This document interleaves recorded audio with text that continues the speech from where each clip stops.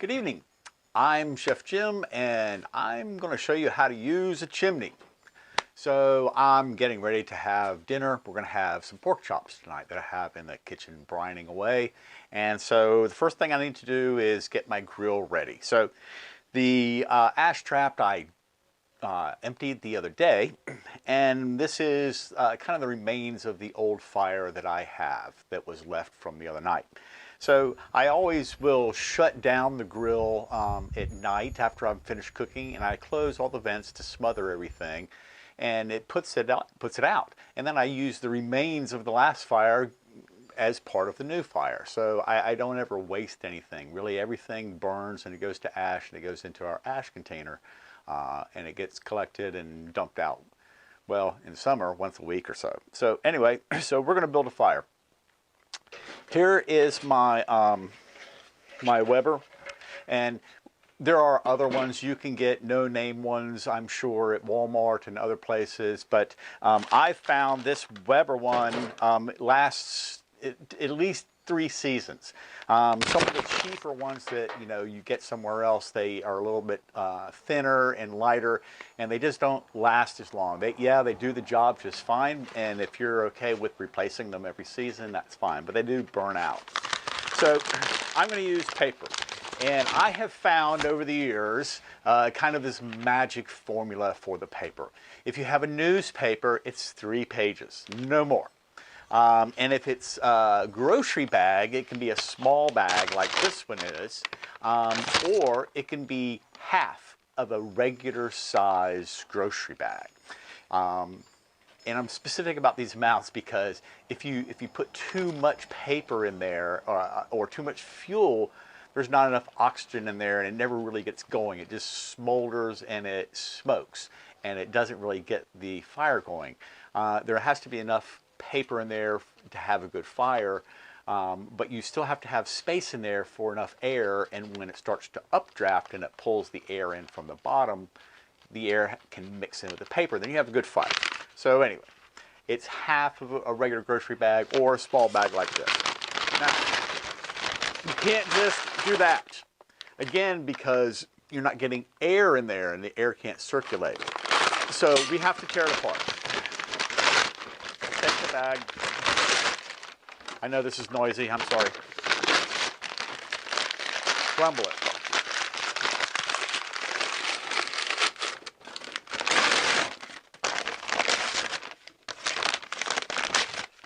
So you see, I've just torn it into a bunch of pieces and I crumbled it up.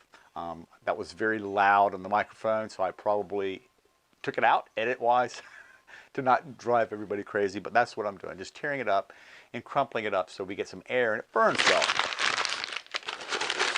So that's plenty.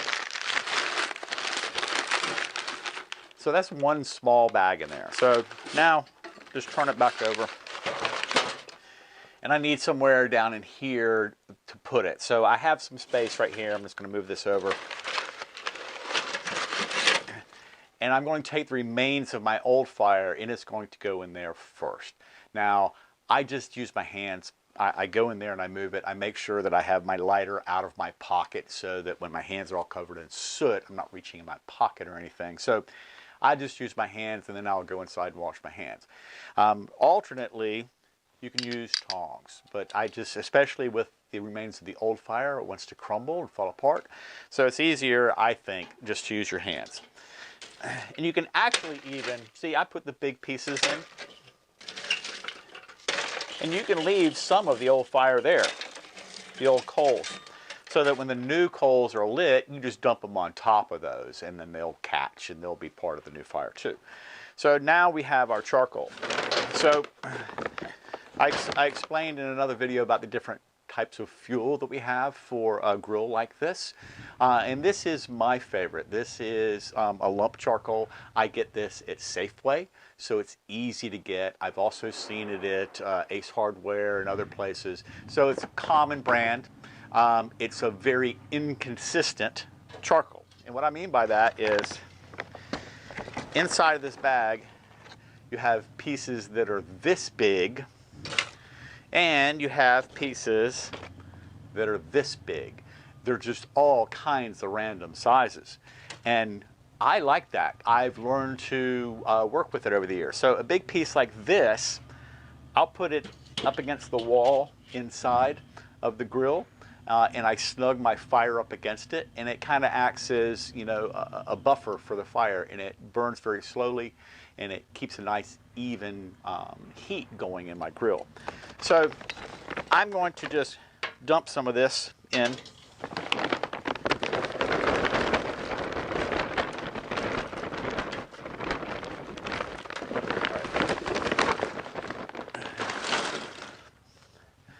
So now the next question is always, well, how much do I need? How do I know how much charcoal I need to cook dinner? So there's really no easy answer for that, because if you're using briquettes, it's going to be one amount, and if you're using this kind of charcoal, it's a different amount. Now this charcoal is a hardwood, and it's mesquite, and it tends to cook a little hot. So I turn the vents down on the grill, and it burns really very slowly. So this is going to be plenty for what I need for tonight, and I'm going to have some left over to start my next fire with. So it's typically about 2/3 full, this thing. If you make a fire that's too small, then when you dump it out and it spreads out, it burns out very, very quickly. It's in one layer, it's very thin, and it doesn't generate a lot of heat throughout the grill. It just kind of goes straight up, and even if you just put 2 burgers on top of it, the burgers are only going to get halfway done. You know, your heat is right here, and your burgers are out here. So even if you're only going to do a couple burgers, you still need a decent sized fire to get good even cooking and to heat up the inside of your grill, which is critical. So about 2/3. If you're doing briquettes, you can probably get by with about a half if you're just doing like hot dogs and burgers for a few people. If you have a crowd and you have to burn longer, you'll need more. But that's kind of practice. Me, I don't mind overfilling this and making a big fire, because I know when I'm done, I'll just put the lid on and shut the vents, and it goes out. And I haven't burned all that excess. I've just saved it for the next time. So I have this in here now, and I get it kind of in the middle. And as I explained when I told you about this particular grill, this Weber Performer, it used to have the slide vents in the bottom, and those burn out every single season, and they only work a few times before they bend anyway, so I just opt not to use them. So the bottom vents are open, and I can't shut those, and that's okay. I've learned to work with this grill that way. I actually now prefer it. So I control all my heat through my lid. So I'll bring my lid back up and put it here. And I like to have my lid up here when I start my fire, because it kind of acts as kind of a wind break. I always have a kind of a little breeze that runs through here. Sometimes it goes this way, sometimes it goes that way, but having this here kind of helps block it a little bit and helps the fire get started. So now, what you're going to notice with the chimney, I always kind of say it's like an old Chevrolet from the 70s. When you start it up, it makes a lot of smoke. And then once it gets hot and going, the smoke stops and it burns really nice and clean. So that's what you're going to see. I'm going to do a little speed up here after I light this, and you're going to see it come up. It's going to make a lot of smoke for a few minutes. And then as the fire catches and it starts to come up through the chimney, we lose all of our smoke. And what I'm going to look for is the fire to climb all the way up, and for it to be pretty hot. You'll have white ash all over the coals, and probably just the tops of these bigger pieces here won't be lit, but that's okay. And then we'll dump it out, we'll rearrange it, and we'll put our grill on. So the theory here is we light it down here in the bottom, and it has these holes here. So as this lights and the heat goes up, it pulls in more air, just like the chimney in your house, and it creates a draft. And so the hotter it gets and the more the fire gets going, the more that suction or that draft will continue and help drive all that heat up into the coals. And it'll get us going really, really very quickly. All right, so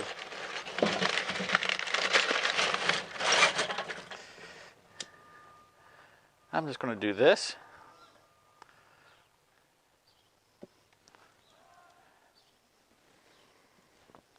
I think that's all it needs. Yep, there it's going. So now I'm going to kind of get out of the way and let it go and let it smoke, and then I'll come back when it's on and I'll or hot and show you how I dump it out. Got to be careful because that thing will get hot.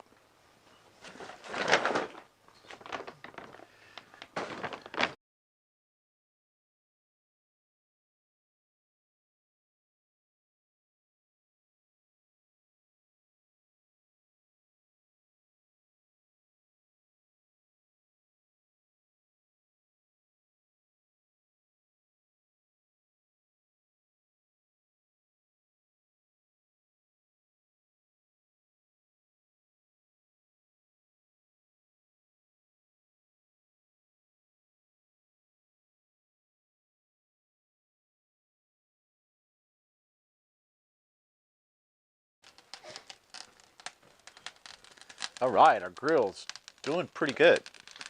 So it's been about 8 minutes, 8 or 9 minutes. I'll double check.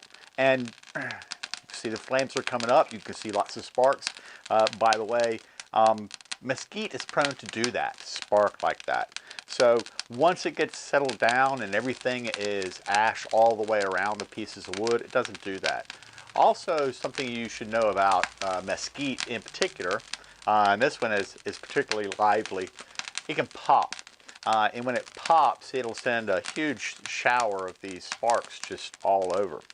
So don't do this in late summer out in the field somewhere because we have obvious issues with the sparks. These sparks, they go up and they dissipate very, very quickly, but still, I'm on my back patio. I have concrete underneath me. By the end of the summer, this fence behind me is going to be covered in a huge vine with these giant red flowers, and it gets watered all the time. So be safe with your grilling and understand that mesquite likes to do this, puts on a show. So these always have this little handle right here, and you know, this handle is, you want to shake it and let it settle down just a little bit. Usually I'll shake it, let it settle, and then about 2 or 3 minutes later, then I'll dump it. I always come out with a towel. Right now, it's not too hot on the handle for me to dump it just barehanded. But if I got distracted, I was doing something else in the kitchen, and I lost track of time a little bit, and I came out here, and this had gone a little further along, then it's too hot for me to handle barehanded. So I always prepare myself and come out with a towel. So you also have to determine where is the home position for your fire. And yes, there should be a home position for your fire. My home position is in this corner back over here. I always place my fire back there. But where I put mine may be different than when you decide to put yours. I do the same thing when I work in the Muyaini, the big wood burning pizza oven that we have. You put your fire in a home position, and then you work your fire from there. It can be in the middle, it could be on either side, it could be the opposite away from you. It's up to you, but have a home position. Once you've determined your home position, then you need to concentrate on building your fire in that spot. So your home position should occupy no more than like 1/4 of the space on the bottom of the grill. Don't spread out your fire. Your fire should be compact. If the fire needs to be bigger, don't spread it out, add more charcoal. So that gives you the advantage of being able to control the fire better. The fire will burn longer, and you won't have wild swings in temperature that way.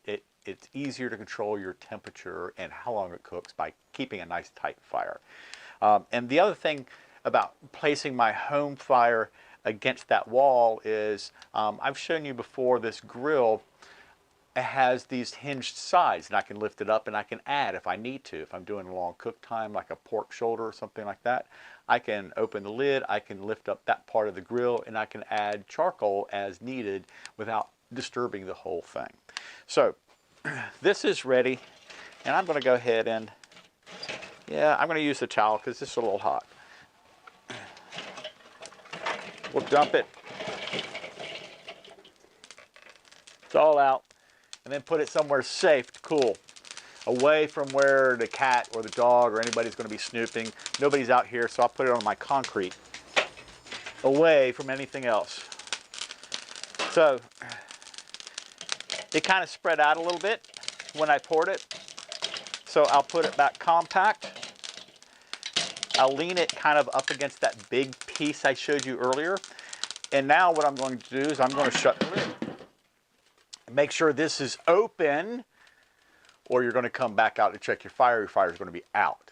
So make sure that the vent is open. And then I usually give the fire a good 15 minutes from this point with the lid on. I come back out and check it. And I want my thermometers to read right around 350, 375. That's where I like to cook with my grill. So in about 20 minutes, I'll come out here, and if it's not there, if it's still over 400, I'll close the vent just a little bit, give it 5 or 10 minutes, come back out, check it again. So once it hits 350, 375, I'm ready to cook.